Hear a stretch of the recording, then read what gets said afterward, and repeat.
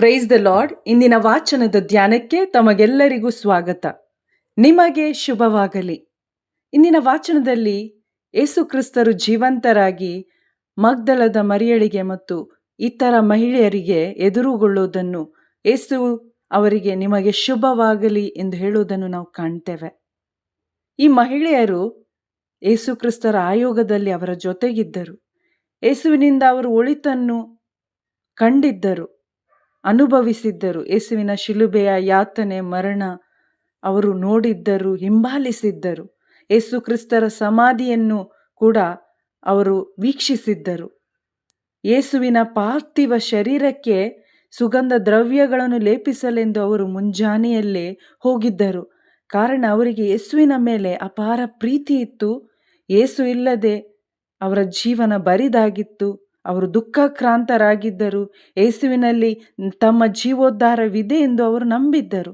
ಆದರೆ ಯೇಸುವಿನ ಪುನರುತ್ಥಾನದ ಕುರಿತಾಗಿ ಅವರು ಬರಿದಾದ ಸಮಾಧಿಯನ್ನು ಕಂಡಾಗಲೂ ಸ್ವರ್ಗೀಯ ದೂತರು ಅವರಿಗೆ ಪುನರುತ್ಥಾನದ ಕುರಿತಾಗಿ ಸಂದೇಶ ಕೊಟ್ಟರು.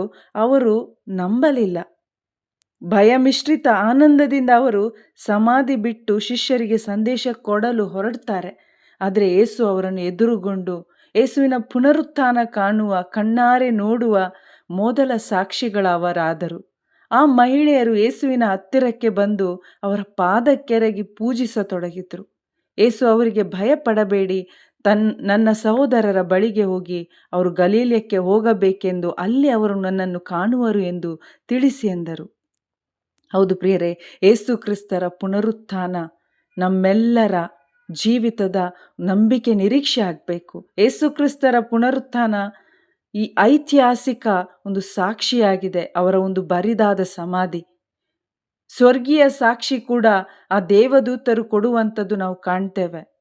ಸ್ವರ್ಗದಿಂದ ಆ ದೇವದೂತರು ಬಂದು ಆ ಮಹಿಳೆಯರಿಗೆ ಸಾಕ್ಷಿ ಕೊಡುವುದು, ಮತ್ತು ಈ ಮಹಿಳೆಯರು ಮತ್ತು ನಂತರ ಅನೇಕ ಶಿಷ್ಯರು, ಅಪೊಸ್ತಲರು ಯೇಸುವಿನ ಪುನರುತ್ಥಾನವನ್ನು ದರ್ಶಿಸಿದ್ರು, ಕಂಡರು.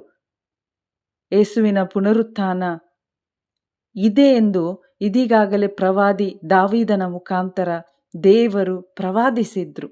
ದಾವೀದ ಕೂಡ ಹೇಳ್ತಾನೆ, ಪಾತಾಳಕ್ಕೆ ಆತನನ್ನು ದೂಡಲಿಲ್ಲ, ದೇಹ ಕೊಳೆತು ಹೋಗಲು ಬಿಡಲಿಲ್ಲ.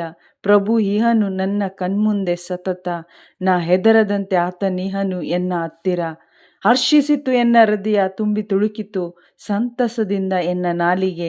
ನಂಬಿ ನಿರೀಕ್ಷೆಯಿಂದಿರುವುದು ಎನ್ನ ಮೃತ್ಯ ದೇಹ, ಪಾತಾಳಕ್ಕೆ ದೂಡಲಾರೆ ನೀನೆನ್ನ ಜೀವಾತ್ಮವನು.